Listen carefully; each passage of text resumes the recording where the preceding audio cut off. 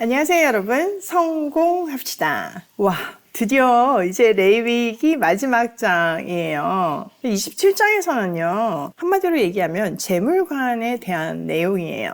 자, 지금까지 성전을 유지하는 규례 이런 거 얘기했잖아요. 근데 성전 유지를 하려면 자원이 필요했어요. 백성들이 자원에서 드리는 제사 외에도 아침, 저녁으로 제사를 드려야 했잖아요. 그러면 돈이 필요할 수밖에 없죠. 실질적인 운영이 있어서 백성들이 자원하는 것만으로는 어려울 수 있었어요. 그렇기 때문에 재정 충당에 대한 말씀을 주시는데요. 자, 한번 살펴보도록 할게요. 1절. 주님께서 모세에게 말씀하셨다. 너는 이스라엘 자손에게 말하여라. 그들에게 다음과 같이 일러라. 어느 누구든지 주에게 사람을 드리기로 서약하고 그 사람에 해당하는 값을 돈으로 환산하여 드리기로 하였으면, 사람 서원에 대한 내용이에요. 하나님의 백성이요, 사람을 서원한다는 건요, 이방 종교에서처럼 사람을 제물로 바친다는 그런 의미가 아니에요. 생명을 바치는 것이 아니라 그 사람의 삶을 바치는 거죠. 그러니까 성막에서 일을 한다거나 그것에 상응하는 적절한 금액을 성소에 내는 것을 말해요. 나시린의 서원에도 이 원리가 적용되었죠. 대표적으로 한나 케이스 있잖아요. 사무엘을 낳기도 전에 서원하잖아요. 근데 아이가 태어났을 때 엄마가 좀 기르죠. 어느 정도 자랄 때까지. 그때 그 서원제를 드리잖아요. 아이를 드리기 전에 그 제물을 먼저 바치잖아요. 그렇게 적용이 되었고요. 또 열왕기에 보면 요아스 왕이 성전 보수를 위해서 기금을 마련하는 제도를 실행하는데요. 거기에도 잘 나타나 있어요. 한번 볼게요. 자, 왕하 12장 4절에서부터 5절 말씀이에요.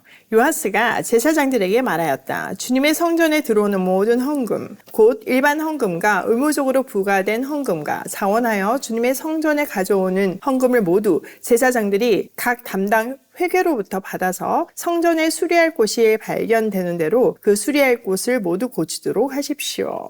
그러니까 헌금이 성전 보수에 어떻게 사용되었는지 잘 표현되어 있죠. 자, 3절. 그 값은 다음과 같다. 20살로부터 60살까지의 남자의 값은 성소에서 사용되는 세겔로 쳐서 은 50세겔이고 여자의 값은 30세겔이다. 5살에서부터 20살까지는 남자의 값은 20세겔이고 여자는 10세겔이다. 난지 한 달 된 아이에서부터 5살까지는 남자의 값은 은 5세겔이고 여자의 값은 은 3세겔이다. 60살이 넘은 사람들은 남자의 값은 15세겔이고 여자의 값은 10세겔이다. 자, 서원을 했을 때 뭔가 기준이 있어야 하잖아요. 그래서 성전에서 일하는 것을 전제로 노동의 가치를 돈으로 환산해서 이렇게 기록하고 있는 것 같아요. 자, 몸값은요, 성별과 나이에 따라서 달라지잖아요. 생산성에 따라서 값이 정해진 거죠. 사실 이 금액은 적지 않았어요. 당시 성인 남자 노동자 월급이 한 세겔 미만이었대요. 그러니까 만만치 않은 액수죠. 이렇게 기준을 정해주는 근본적인 이유는 무엇이었을까요? 서원하는 것을 가볍게 생각해서 분위기에 따라서 적극적으로 이렇게 하는 것이 아니라 온 마음을 다해서 신중하게 결정하라고 하신 그 의미가 담겨 있는 거죠. 하나님은 물질을 받으시는 분이 아니라 우리의 마음을 받으시는 분이시잖아요. 자, 8절.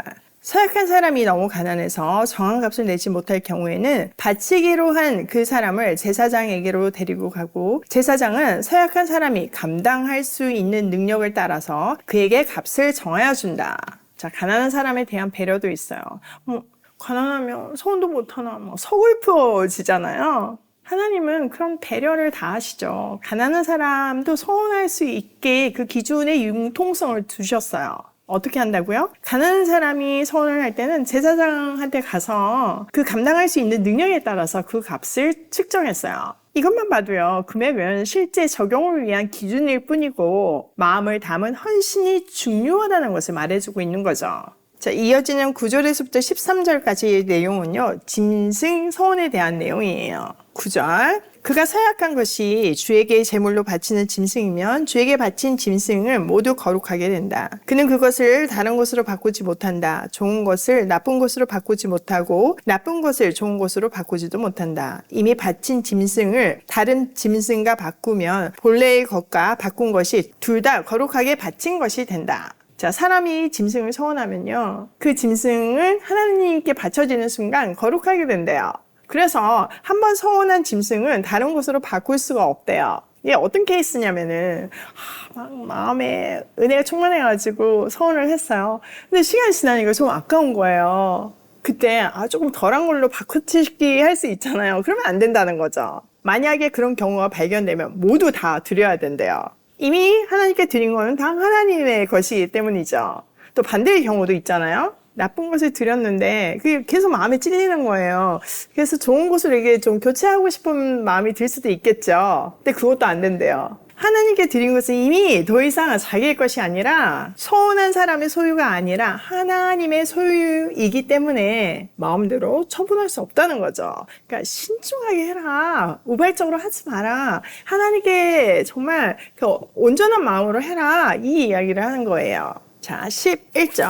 바칠 짐승이 부정한 짐승, 곧 주에게 제물로 바칠 수 없는 짐승일 경우에는 그 짐승을 제사장에게로 끌고 가고 제사장은 좋은지 나쁜지 그 질을 판정하여야 한다. 제사장이 값을 얼마 매기든지 그가 매긴 것이 그대로 그 값이 된다. 소유자가 그 짐승을 무르고 싶으면 그는 그 짐승 값의 5분의 1을 더 보태서 내야 한다. 자, 서원한 짐승이 제물로 바칠 수 없는 짐승일 경우에 그 짐승을 제사장에게 보이고 제사장이 그 값을 정하고 그게 그대로 값이 된대요. 만약 소유자가 좀 마음이 변해가지고 그 짐승을 무르고 싶다면 20%를 더해 그 값을 치르면 된대요.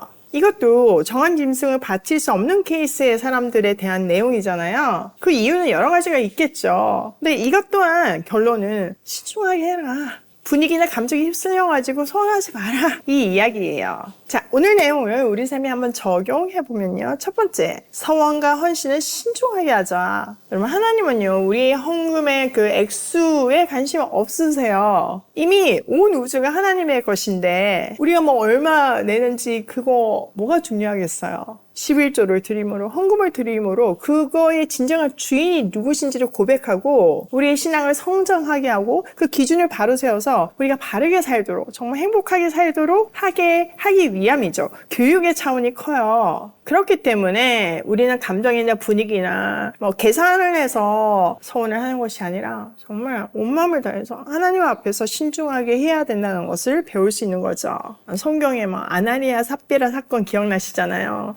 막 분위기가 다 하나님한테 드리고 그래서 막 사람들이 막 응원하고 멋지다 막 이렇게 칭찬하니까 아나니아 삽비라도 마음속에 나도 저렇게 칭찬 좀 받고 싶고 주목받고 싶은 마음이 든 거예요. 욕심이 든 거예요. 전세산 드린다고 해놓고는 아까워서 몰래 조금만 드리잖아요. 하나님이 딱 심판하시잖아요. 그 당시는 교회가 막 시작하는 단계이기 때문에 정결이 더 중요했기 때문에 그렇게 극단적인 방법을 쓰시는데 그것을 통해서 공동체에 큰 교훈을 주시잖아요. 그렇기 때문에 우리도 그런 정말 하나님을 사랑하는 동기가 아닌 다른 방법으로는 서원을 하거나 헌금을 해서는 안 되는 거죠.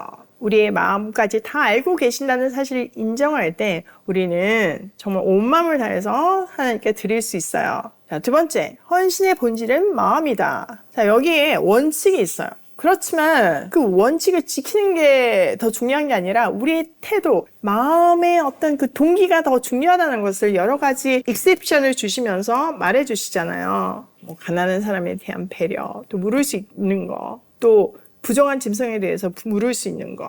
그래서 정말 아무도 모르지만 우리 마음의 동기부터 하나님께 드리는 그런 훈련을 하는 그런 멋진 인생 사는 우리가 되면 좋겠어요. 세 번째, 하나님께 드린 것은 더 이상 내 것이 아니라 하나님의 것이다. 여러분, 우리 은혜 받으면 하나님 제 인생 하나님께 드리겠습니다. 이렇게 고백하고 입 닫는 경우 혹시 있으신가요? 이미 하나님께 드려진 인생이에요.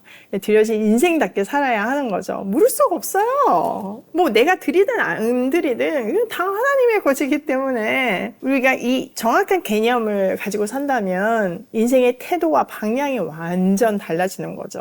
그것이 삶의 질을 수직 상승시켜요. 저는 정말 하나님 만나면서 제 인생을 하나님께 드렸거든요. 그래서 매 순간 정말 하나님께 드린 인생처럼 살려고 노력하고 그 마음이 제 베이스에 있기 때문에 1분 1초 아끼면 살 수 있는 것 같아요.